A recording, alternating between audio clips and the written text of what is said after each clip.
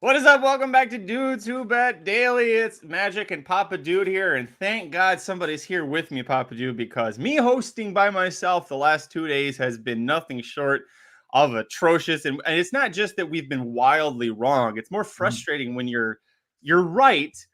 You have the right bet, and it just doesn't come through for you. And no better example than for both of us last night. Oh, I know. Yeah, you missed by half a point. Yep, And at the win. Missed by half a point. exactly. And I had Boston had an 18-point lead with 9 minutes to go at home. I think it was 10 or 9.5, whatever it was.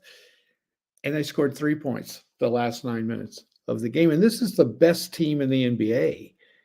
And they scored 3 points. I just kept sitting there following the score. And I'm like, what is going on? They couldn't make a free throw. They couldn't do anything. And it was a good bet. Bad luck. So, and just like yours, Yeah. Well, I know that Rodney, I was frequently in the chat and a friend of the dudes. He was big on UConn. He thought UConn by 10.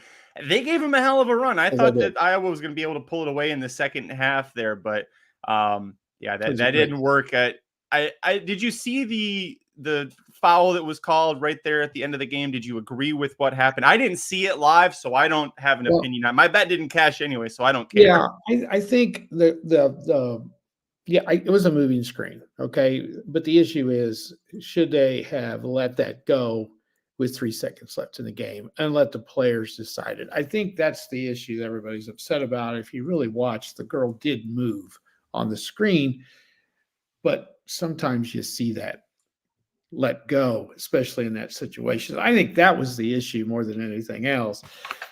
And I do think the NCAA wants Iowa in the finals. I don't think there's any doubt they did want that, but it was a tough call. You know what? It was right in front of Gino and the UConn bench. It took a lot of guts to make the call. I gotta give him that. And Gino, I didn't hear anything he said after the game. He's pretty classy when it comes to that kind of stuff. He wasn't nuts over there on the sideline. He wasn't happy, obviously, but he didn't go crazy. So, yeah, it's just one of those things. It's tough when a referee has to make a call like that and kind of decide. That was a deciding point in that game. And I was rooting for Iowa because I do like her. But I like UConn too. And what a coaching job Gino's done with that team. They're not that good. And they do have the one really good player, but they don't have much else. And he ran everything but the kitchen sink at Caitlin Clark, and they stopped her.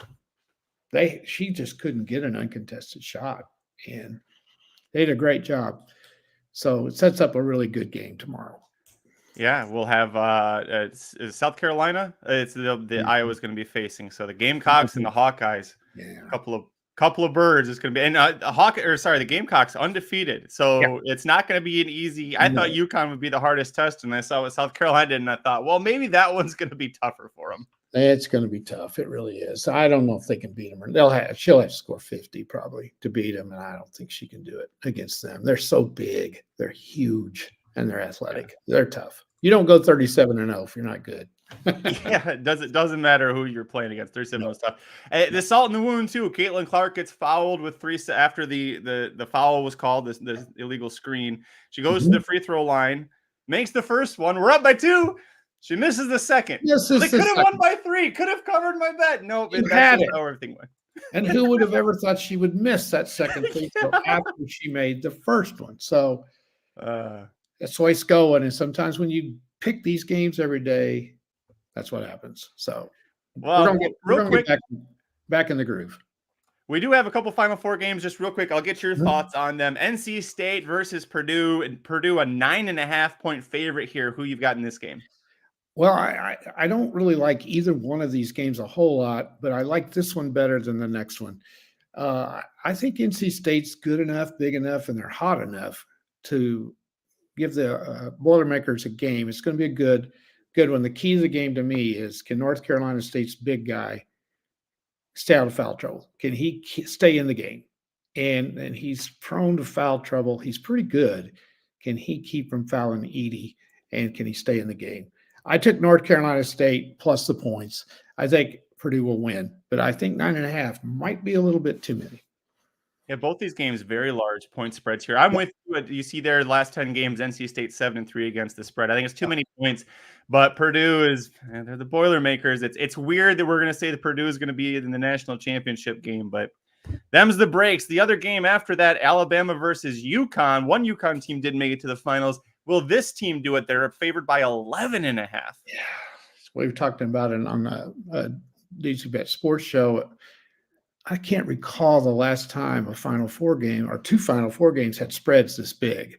And I mean, maybe they have, but I don't remember it. 11.5 in a Final Four.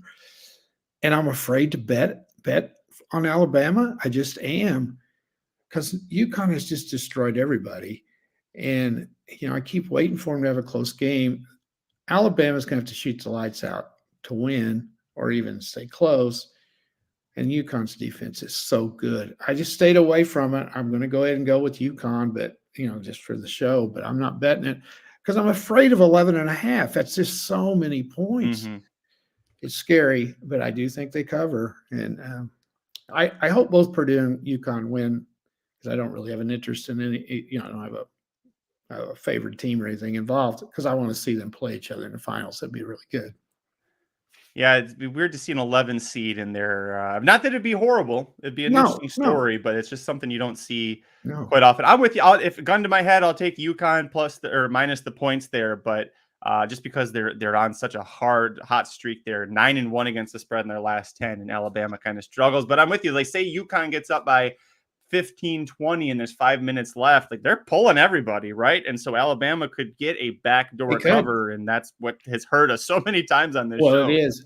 And they shoot the ball so well that they could, 3 trips down, they could take a 20-point lead down to 11 just like that. Yep. And you're screwed. So well, we do have several big horse races today to talk about. Let's go ahead and talk about the first one here. The Wood Memorial Stakes, race 10 at Aqueduct, post time of 4:07 Eastern. This is the first of 3 Derby preps according to post time. Big favorite on the 4, Deterministic, winner of the Gotham, coming off of the layoff, but second out. It's got to stretch out to 9 furlongs here. Where'd you go in this race, Papa Dude? Well, I don't do well at Aqueduct at all. I don't. So a lot of times the favorite doesn't come through. I looked at, hang on, let me get to this. I want to make sure I got the numbers here right. I kind of like the 9 a little bit. Tuscan Sky, big jump for this horse. Todd Pletcher trains. It's 2 for 2. Just don't know whether the horse has enough experience to win this. It's progressed, maiden, allowance. It's a huge jump. I don't think you can throw this one out, but I don't have the guts to bet it. So I guess I will stick with Deterministic. I don't think this horse is great. Does have some question marks, like you said. Can it stretch out? 2 for 2, won the grade 3 Gotham. The other one I always throw in there is the New York bred El Grandio, because this horse is always there. It's a pretty good horse. Ran a lot of stakes races. So I'm going to go 4-9-2. El Grandio is always around in these races, but just never is able to finish. He always comes off the turn with the lead, and you get excited, and then just somebody passes him, and he's done it in the mud and the slop on fast dirt. So we'll see. Yeah, it doesn't matter. Deterministic it would be great to see Christophe Clement get the horse into the Derby. Actually, I think he is already. I think he's already made it because he won the Gotham, but he's got a sprinters breeding on the dam side, and the sire is more akin to Mile. Could do Mile and an 8th, but I'm going to try and pass on him. Tuscan Sky was my top pick. I think with so many people loving Tuscan Sky in general, I know Rodney and Max are against him, but just from what I've heard and with the Racing Dudes team, so many people like Tuscan Sky. He's going to be a lot lower than 4-1, and that's nerve-wracking as well. Mm-hmm. This race of all the Derby preps gives you some of the wackiest results. I remember Pletcher had the exacta one year. He had a maiden come in, or a maiden claimer come in at Bourbon something. It just came in and won this race, and we all just went, this is just a dumb result. So I The one resilience is, I think, if you want a little bit of a price horse, he's coming out of a pretty good fourth in the Risen Star Stakes, and that race has come back strong. Sierra Leone's going to be favored in the Bluegrass. We'll talk about that race in a second. Catching Freedom was third in that race. He came back and won the Louisiana Derby, and Resilience is coming off a layoff, and he was coming first time really against tough horse. Bourbonic, that's who it was. Thanks, Mark. Yes, freaking Bourbonic. I don't know if he's won a race since then, but I'm going to go with Resilience if you want a little bit of a price play. So 9-1 for me. Rodney likes the number 3, Lonesome Boy, Washington bred. 50-1. I mean, I'm never going to talk about off of 50-1, but that's your money, Rodney. I'm not touching that one for you. No. It is opening weekend at Keeneland, so of course we'll talk about the Bluegrass Stakes. This is the next one. Post time order, race 10 again at Keeneland, 5:52 Eastern post time. And by the way, 45 minutes from now at 10 a.m. Eastern, 1 Eastern, 10 a.m. Pacific is when first post is for Keeneland today. So go check out racenews.com for that. I'm mad. The fantasy horse that I claimed scratched out of this race. We claimed him out of his last win, Encino. And then they were like, yeah, we're going to the Bluegrass with him. And I was like, yes, I love that. And now he's scratched. So do not enjoy that one bit. However, I did have Sierra Leone singled in my pick 5. I'm sticking with Sierra Leone. He's another one that's going to be a super short price, though, Papa Dude. Yeah, that's the problem with him. I like him too. Really was impressive. I thought went in the slop. I think he'll progress, go on here and run really well. I'm with you. What do you think he's going to bet down to? Like 4 to 5, maybe? You think he'll go that low? I'm going to say around 6 to 5, 7 to 5. His price will be helped by Encino scratching because there were 2 Brad Cox horses entered, and now the longer shot, the one with the worst draw, is who scratches. Just a Touch is a horse that was second in the Gotham. If you see Deterministic win the Wood, which will be an hour before this or so, he's going to get a lot more play. So I think he's going to take a lot of money.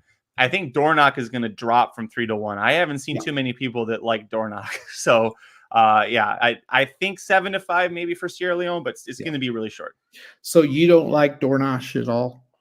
No, he's goofy. He's got talent, but his Fountain of Youth Stakes was he faced a bunch of allowance horses and almost got beaten. The horse that almost beat him in that race came back in the Florida Derby, and I think is just now rounding the far turn in that race. Like he's still trying to finish. So I'm with you. I like Sierra Leone.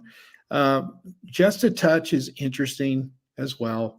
And I kind of and this is stupid, but I kind of think the 3 might run okay. Seize the Gray with Lucas is so interesting. Here he ran this horse on the 23rd of March, and he's firing the horse right back this weekend. Only D. Wayne Lucas would do this.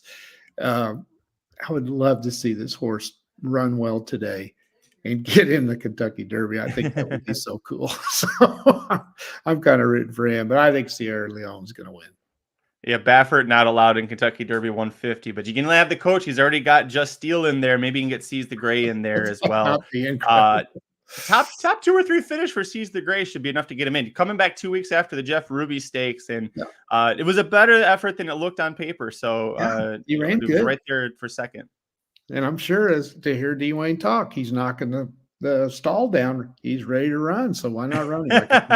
He's of course if he's got 4 legs that all kind of point the same general direction, he's knocking down the barn at Lucas. Tony brings up BU, the Todd Pletcher horse, the number 2 with Irad aboard. I think if you're looking for an upset, if Encino's out, I think that's an interesting one to look at. He's bred to like going longer. He's just had a very odd campaign. They've thrown him over his head quite a few times, and then he's just thrown up some clunkers, but his last race was very solid. So maybe he's finally got everything figured out. So that'll be a fun one. If you're going to be at Keeneland today, make sure you go say hi to Aaron and Jared. Shoddy's there. Dr. Miranda's there. Paul Freebeers Withrow is there. So pretty much the only ones from the Race News team who aren't there are Papa Dude and I, and then Mike Somich is over in Las Vegas. So we're just stuck here holding down the fort. Between the 2 of us, we may have been able to spring enough for an airfare. Do you think? I don't know. You would have had to spring for most of it. Yeah, that's true.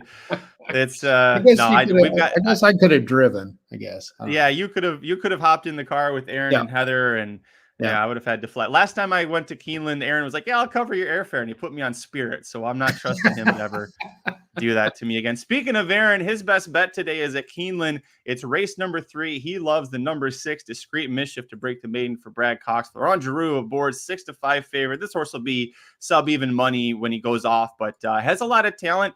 On debut at Fairgrounds, going 6 furlongs.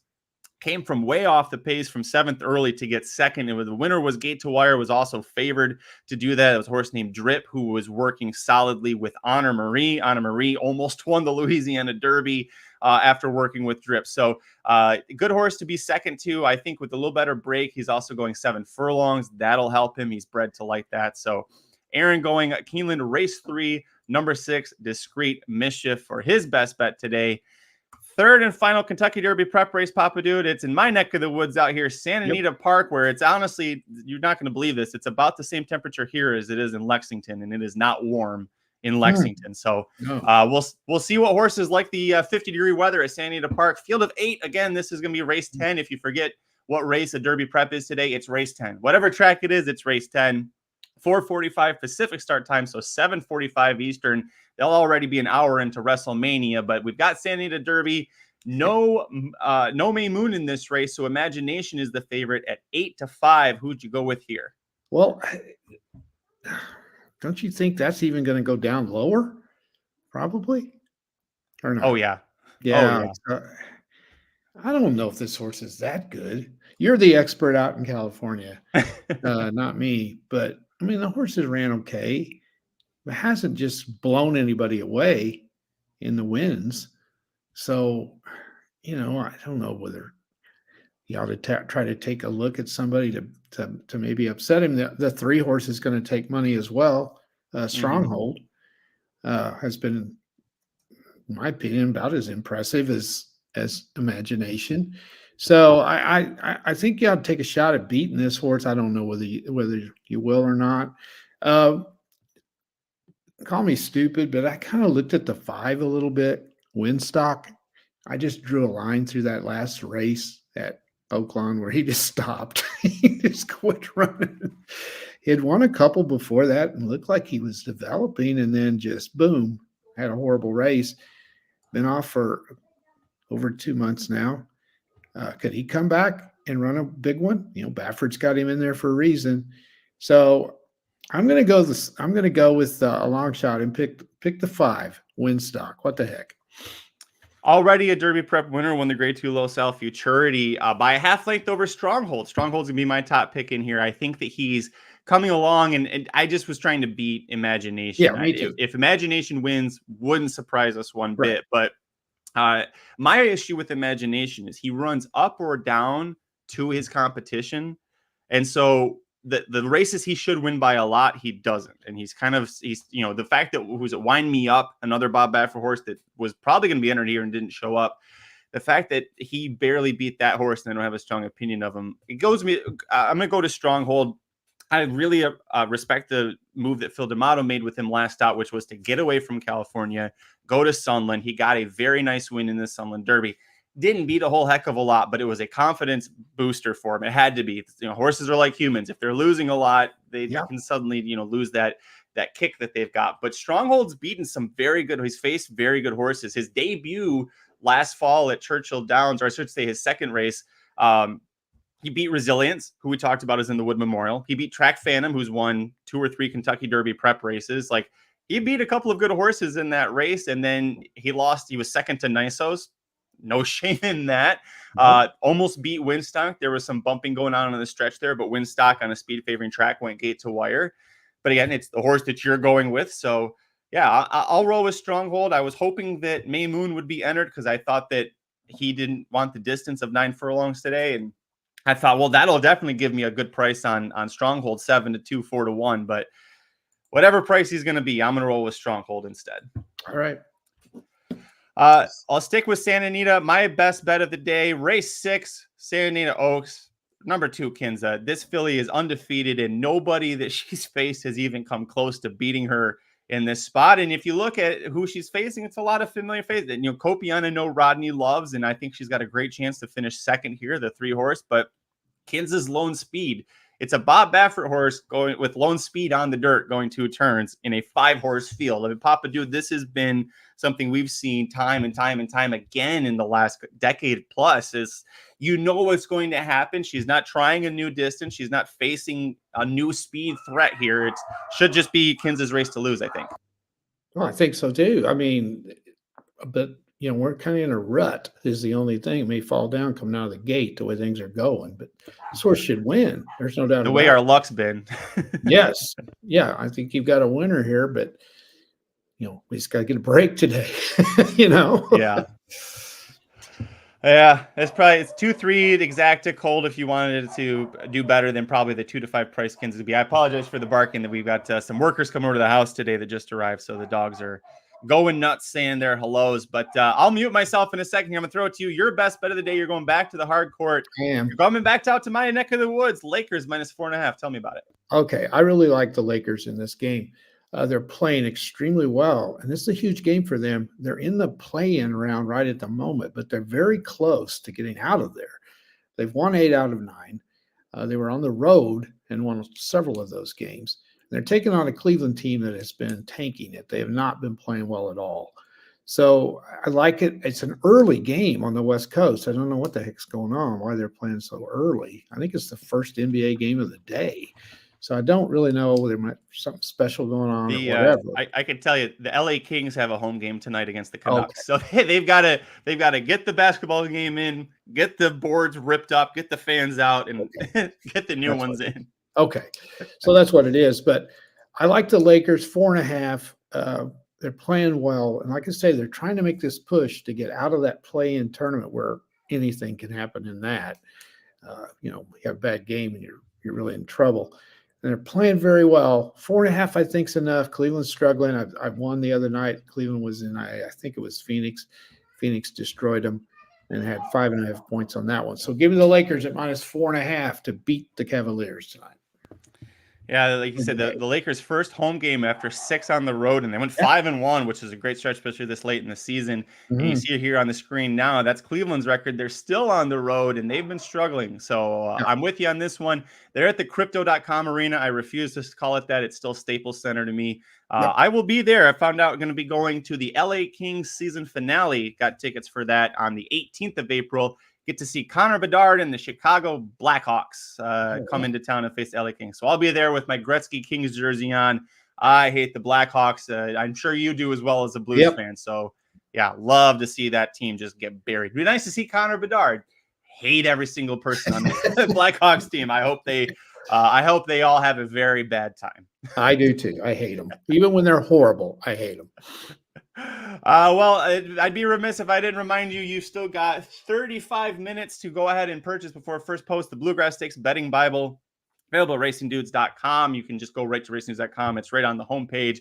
If you haven't bought a betting Bible before, you're going to get exact tickets to bet from Aaron and Jared. They are live at the track today, so you can get exactly the bets they'll be making themselves in person. Plenty of races that they pass on. They only play the ones where they have strong opinions, and the ROI on this has been super strong. Jared for the Louisiana Derby won almost over $800 is what he cashed, and I think he was betting just a little over 100. So if you want to get in on some great money making like that, go ahead and check the Bible out. Also, because we are less than a month away from the Kentucky Derby right now, which is also bizarre to think about, if you're a monthly subscriber, which means for starting at $70, you get picks for every race, every track, every day across the country. For $70, you get the Bluegrass Stakes Betting Bible, which is $40 value. You also get the Kentucky Derby, Kentucky Oaks Bible, which is a $50 value. So you're already saving yourself $20 that you can put into betting at Keeneland today. And then on top of that, like I said, you get Aaron's picks for every race, every track, every day across the country. So make sure you go to racingnews.com. Check that out right now. We'll let you get out of here. Go bet Keeneland. Go have a wonderful day. It's a beautiful day of horse racing, basketball, and hockey. We didn't even get a chance to talk about hockey, but some great games, hockey as well. So good luck to you. Here are our best bets. Aaron, Keeneland, race 3, number 6, Discreet Mischief. I'm going Santa Anita, race 6, number 2, Kinza. And Papa Dude, LA Lakers, -4.5 against the Cavaliers this week. Not good. 1 in 5 minus $500. My one win got us $10 profit. That's how this week's gone. We're the year to date. We're still positive. Really taking a big hit this weekend. This week we're still up $233 for the year. Let's right the ship. We'll finish the weekend strong. Good luck, Silver Charm. Good luck to everybody. Good luck, Papa Dude, with all of your betting. And I will be back here Sunday morning. It'll be a pre-recorded video, so it'll be nice and short and sweet for you. But I'll see you tomorrow. Otherwise, see you at racenews.com. Good luck, everybody.